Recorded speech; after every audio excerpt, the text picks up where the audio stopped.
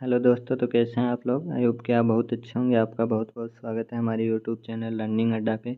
आज के सेशन में हम देखने वाले हैं परम्यूटेशन एंड कॉम्बिनेशन का अगला part, points and line problem.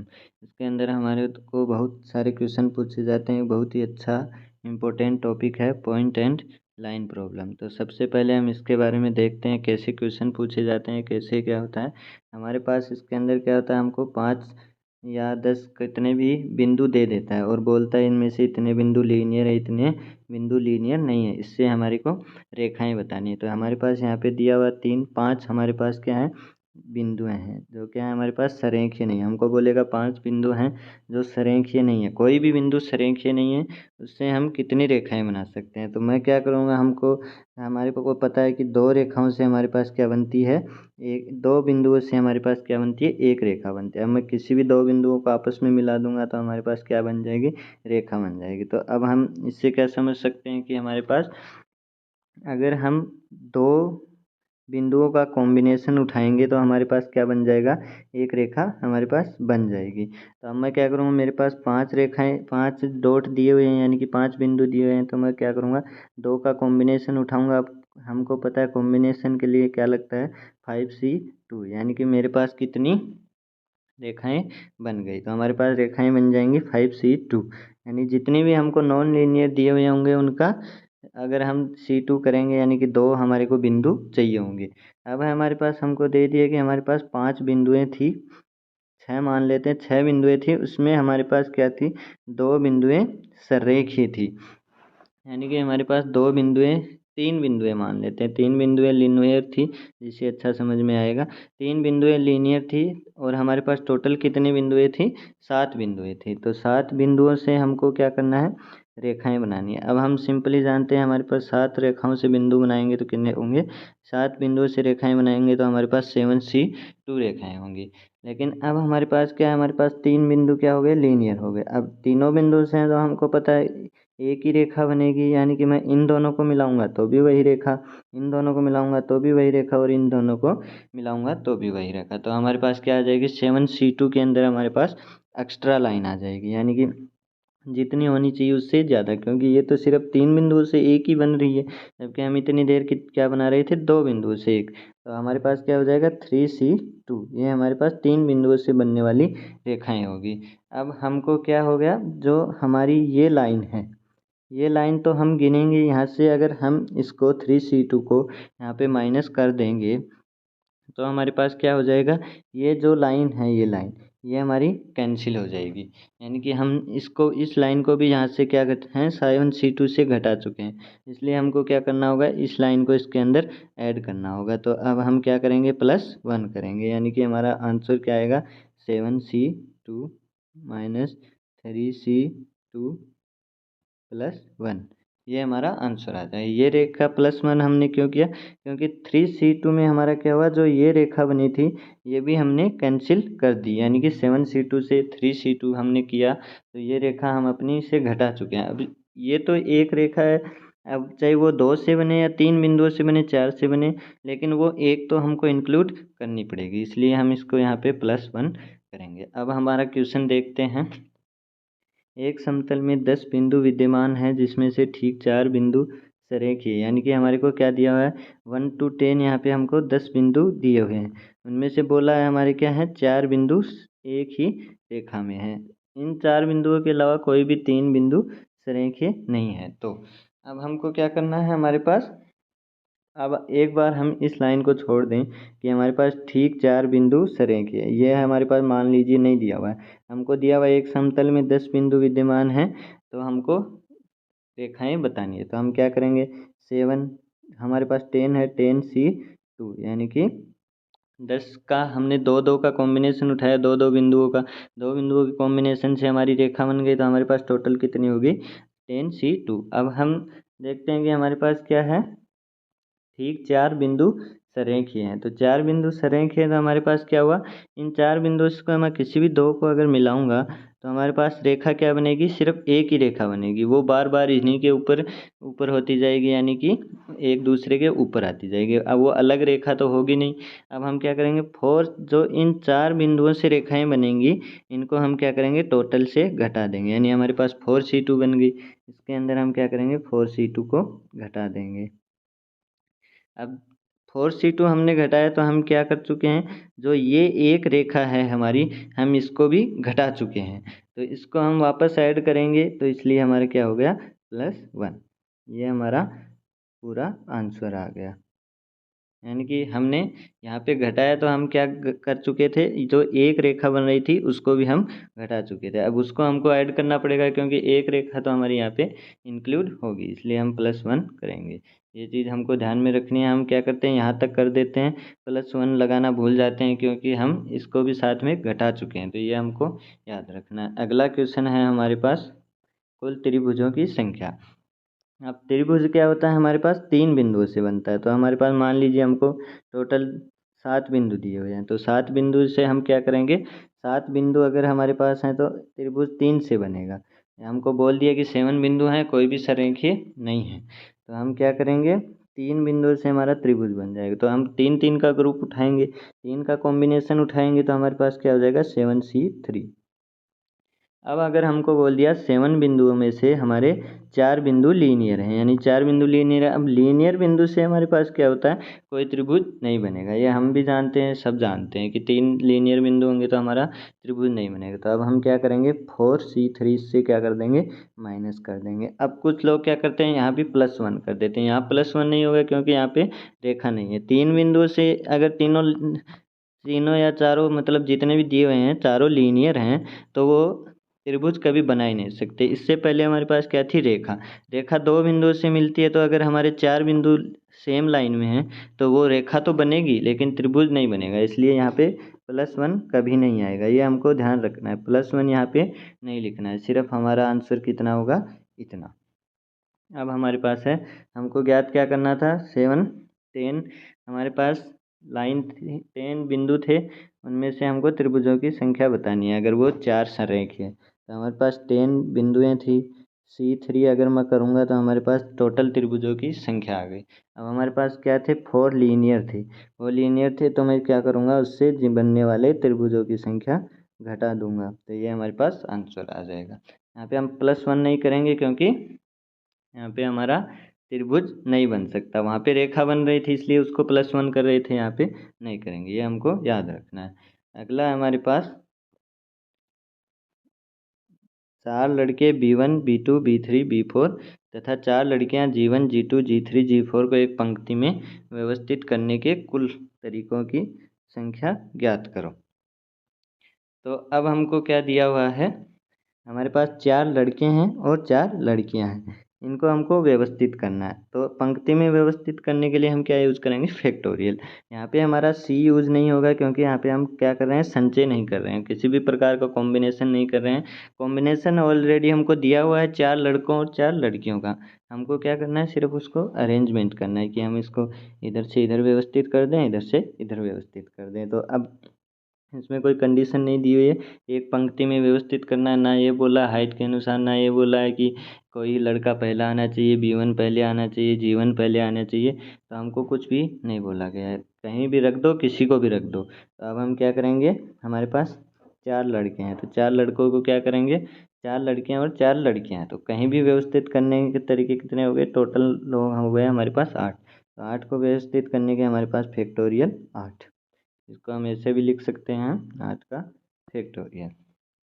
तो ये हमारे पास आंसर हो गया कि हम किसी भी, कितनी भी हमारे पास संख्या है, जैसे 4 यहाँ पे लड़के 4 लड़कियाँ थी, टोटल 8 थे, तो 8 को हम किसी भी क्रम में व्यवस्थित करेंगे रेंडम, तो हमारे पास फैक्टोरियल 8।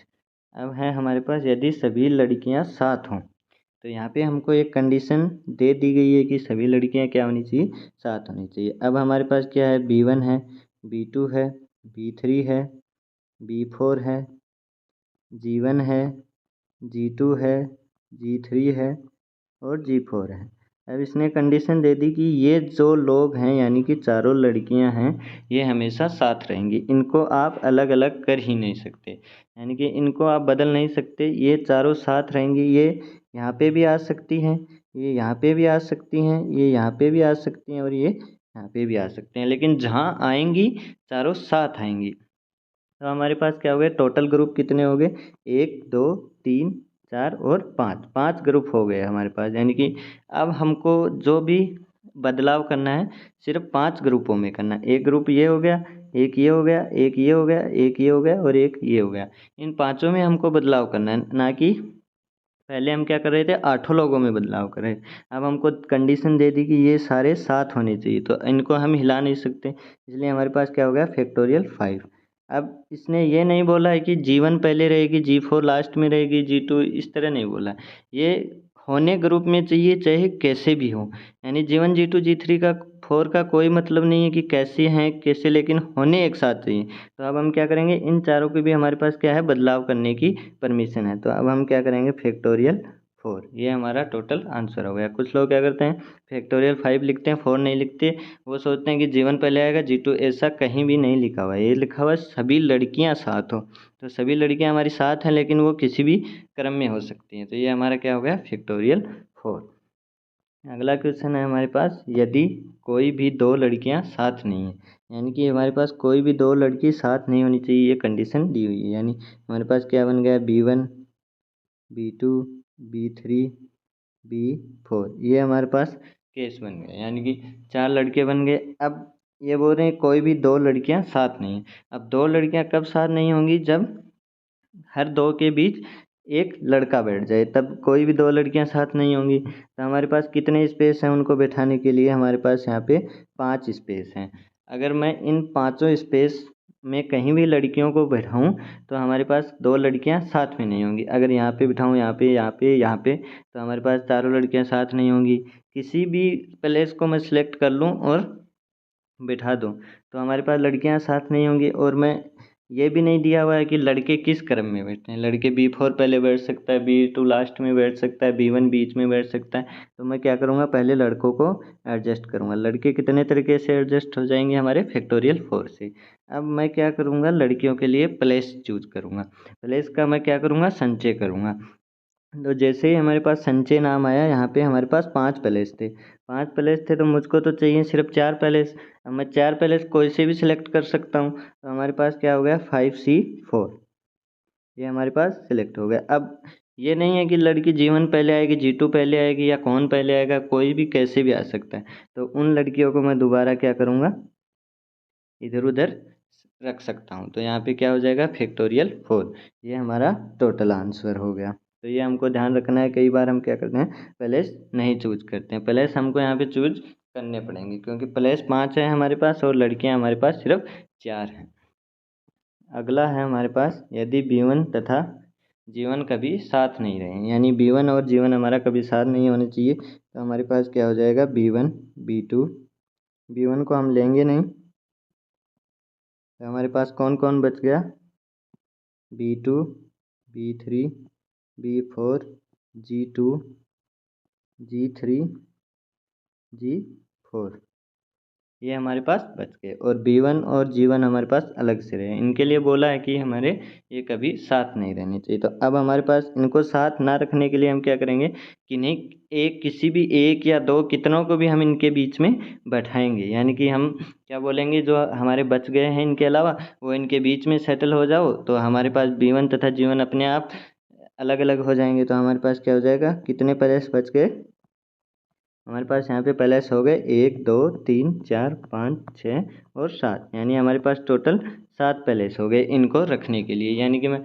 B1 को यहाँ रख दूँ, G1 को यहाँ रख दूँ तो दोनों अलग अलग, यहाँ रख दूँ यहाँ रख दूँ तो भी अलग अलग, यहाँ रख दूँ यहाँ रख दूँ तो भी अलग अलग। तो हमारे पास इनको भी कोई हम निश्चित ऑर्डर नहीं दिया हुआ है, यानी कि दो ये 6 लोग हैं इनको मैं कहीं भी रख सकता हूँ। तो ये हमारे पास कितने हो गए फैक्टोरियल 6। अब हमारे पास क्या हुआ 7 पैलेस है, मुझको तो चाहिए सिर्फ 2, यानी मैं सिर्फ 2 का संचय करूँगा। तो हमारे पास क्या हो गया 7C2, ये हमारा 7C2 हो गया। अब है हमारे पास G1 और B1। अब G1 B1 को मैं आगे पीछे कहीं भी रख सकता हूँ, तो हमारे पास दोनों को तरीके कितने हो गए, फैक्टोरियल 2। ये हमारा तरीका हो गया और टोटल आंसर हो गया। अगला है हमारे पास बहुत ही इम्पोर्टेंट क्वेश्चन है, जो हम फ्लो में पढ़ते नहीं हैं और गलत करते हैं। सबसे ज़्यादा इतने जो पहले इससे कराएं उनसे सबसे ज़्यादा इम्पोर्टेंट है, स्टार मार्क कर देता हूँ। बहुत अच्छा क्वेश्चन है। हमारे पास दिया हुआ है, यदि लड़के तथा लड़कियां एकांतर क्रम में हो। बेसिकली इसने बोला क्या है, लड़के और लड़कियां मतलब कोई भी लड़कियां साथ ना हो, या फिर ऐसे मान ले कोई भी लड़के साथ ना हो। बोला इसने ऐसा है, लेकिन इसने थोड़ा डिफरेंट वे में बोला है, और डिफरेंट इसका एकांतर नाम आते ही यहाँ पे हमारे पास दो केस बन गए। उन दोनों केस को हम देखते हैं कि ये डिफरेंट क्यों बना। अगर यहाँ पे ये बोलता कि दोनों कोई भी दो लड़के साथ नहीं आनी चाहिए थे, जैसे पीछे क्वेश्चन में बोला था कोई दो लड़कियां साथ नहीं आनी चाहिए, ये ऐसा भी बोल सकता था। लेकिन इसने यूज़ किया वर्ड एकांतर। एकांतर वर्ड का हमारे पास क्या इंपॉर्टेंस हो जाता है, हम क्या करते हैं, जैसे हम लिखते हैं B1 B2 B3 और B4, ये हम लिखते हैं, और हमारे पास कितने पैलेस होते हैं, 5 पैलेस होते हैं। अब हम क्या करते हैं, पहला केस बनाते हैं ये, और हम क्या सोचते हैं यहाँ पे B1 B2 B3 B4 भी अलग अलग हो गए, और G1 G2 G3 G4 G5 भी अलग अलग हो गए। यहाँ पे हम क्या करते हैं, G1 को बिठा देते हैं, यहाँ पे G2 को बिठा देते हैं, यहाँ पे G3 को बिठा देते हैं, और G4 को बिठा देते हैं। और हमारा क्या हो गया, हम सोचते हैं कि ये सब एकांतर क्रम में बैठ गए, क्योंकि लड़का लड़की बैठ गए तो एकांतर क्रम हो गया। और फ्लो में हम ध्यान नहीं देते और हम अपना आंसर लिखते हैं। मैं चारों लड़कों को व्यवस्थित करूँगा फैक्टोरियल 4 से, और मेरे पास प्लेस कितने हैं, 5, 5 से मैं 4 सेलेक्ट करूँगा और चारों लड़कियों को बैठा दूँगा। ये हमारी स्ट्रेटेजी रहती है और हम आंसर करके आ जाते हैं। अब हमारे पास मुश्किल क्या होती है, प्रॉब्लम हमारी यहाँ खड़ी होती है, क्योंकि हम क्या करते हैं, फ्लो में ध्यान ही नहीं देते कि हमारा जो हमने ये आंसर लिखा है ये सरासर गलत है। ये आंसर गलत क्यों है, क्योंकि कई बार क्या होता है, जैसे इस केस में हमारे पास क्या आएगा, यहाँ पे G3 है, मैं G3 को यहाँ ना बैठा के, मान लीजिए मैं G3 को यहाँ पे बैठा देता हूँ। अब हमारे पास क्या हुआ, B1 और जो हमारा B3 है, जो हमारा B2 और B3 है, ये हमारा पास पास आ गए। अब ये तो एकांतर क्रम रहा ही नहीं, हमारा एकांतर क्रम कहाँ रहा, ये एकांतर क्रम नहीं रहा। अगर मैं G4 को यहाँ बैठा देता और इसको यहाँ से हटा लेता तो B3 और B4 एक जगह आ जाते, तो हमारा ये केस तो बिल्कुल गलत हो गया। लेकिन हम तो क्या कर रहे थे, हमने तो पढ़ा कि एकांतर क्रम में यहाँ पे G1 G2 G3 G4 एकांतर क्रम में आ रहे हैं, तो ये हमारा, हम सोचते ये हैं कि सही है, लेकिन ये क्वेश्चन हमारा गलत होता है। अब करना क्या है हमको, वो देखने वाली बात है। तो सबसे पहले हम क्या देखते हैं कि जैसे हमारा B1 है, ये हमारा B1 हो गया, ये B2 हो गया, ये B3 हो गया, और ये B4 हो गया। अब हमको एकांतर क्रम बिठाने, तो हम सबसे पहले क्या करेंगे, लड़की से चालू करेंगे, यानी G1 को यहाँ बैठाएंगे, G2 को यहाँ बैठाएंगे, G3 को यहाँ बैठाएंगे, और G4 को यहाँ पे बैठाएंगे। अब हमारा क्या है, ये पैलेस हम इंक्लूड नहीं करेंगे, यहाँ पे हम किसी को बैठा ही नहीं सकते, क्योंकि अगर यहाँ पे हम बैठा देंगे तो हमारे पास यही केस बन जाएगा और हमारा आंसर गलत। तो अब यहाँ पे हमारे पास एक केस बन गया, पहला केस एकांतर क्रम में, यानी लड़के लड़कियाँ बैठ के। अब हमारे पास चॉइस कितनी है, लड़कों को कितने तरह से बैठाऊँगा, फैक्टोरियल 4 से, और लड़कियां हमारे पास कितनी तरीके से बैठेंगी, उनके पास 4 ही प्लेस हैं, यानी कि मैं 4 में से 4 ही प्लेस को लूँगा और उन लड़कियों को फैक्टोरियल 4 से एडजस्ट कर दूंगा। अब अगला क्या होता है हमारे पास, जो अगला है हमारे पास अगला केस हम देखते हैं कि पहले में लड़कियां बैठ गई। अब हमारे पास क्या हो गया, B1 B2 B3 B4, ये हमारे पास बैठ गए। अब हम इस प्लेस को क्या करेंगे, खाली छोड़ेंगे, क्योंकि पहले हम वो प्लेस भर चुके हैं। अब यहाँ पे हम G1 को बिठाएंगे, यहाँ पे G2 को बैठाएंगे, यहाँ पे G3 को बैठाएंगे, और यहाँ पे हम G4 को बैठाएंगे। ये हमारी स्ट्रेटेजी रहेगी। अब क्योंकि ये पहले से हम पहले भर चुके थे, पहले क्या था, लड़की आ रही थी, लड़का आ रहा था, लड़की आ रही थी, लड़का आ रहा था। अब क्या आएगा, लड़का आएगा, लड़की आएगी, लड़का आएगा, लड़की आएगी। एकांतर क्रम फिर से हो गया। तो हमारे पास क्या होगा, लड़कों को कितने से एडजस्ट करूँगा, फैक्टोरियल 4 से। और हमारे पास कितने पैलेस हैं लड़कियों के लिए, 4C4। और फिर लड़कियों को कितने से एडजस्ट करूँगा, फैक्टोरियल 4 से। तो ये हमारा स्ट्रेटेजी रहेगा। अब हम ऐसे भी कर सकते हैं, यहाँ पे गर्ल्स को रख सकते हैं और बॉयज़ को एडजस्ट कर सकते हैं, लेकिन हमको एक को पकड़ना है, एक को पहले बैठा देना है, उसके अंदर या तो लड़कों को डाल दो या फिर लड़कियों को डाल दो, लेकिन हम एक निश्चित ऑर्डर में डालेंगे। पहले इसको इंक्लूड नहीं करेंगे और एक टाइम इसको इंक्लूड नहीं करेंगे। तो हमारा क्या आंसर हो जाएगा, ये आंसर हो जाएगा, और दोनों को हम क्या कर देंगे, ऐड कर देंगे, तो हमारा आंसर आ जाएगा। अगर हम ऐसे करेंगे तो हमारा आंसर गलत होगा। ये बिल्कुल गलत थिंग है, इसको हमको नहीं जाना है। तो ये हमको ध्यान रखना है, पहले हम इस प्लेस को इंक्लूड नहीं करेंगे। सिर्फ ये 4 प्लेस होंगे, चारों को ले लिया, फैक्टोरियल 4 से एडजस्ट कर दिया और हमारा काम हो गया। अगर हमारा वीडियो पसंद आया हो तो वीडियो को लाइक करें, चैनल को सब्सक्राइब करें। धन्यवाद। और आपको जो हमारा टेलीग्राम चैनल है उसके ऊपर अपनी PDF मिल जाएगी। Thank you.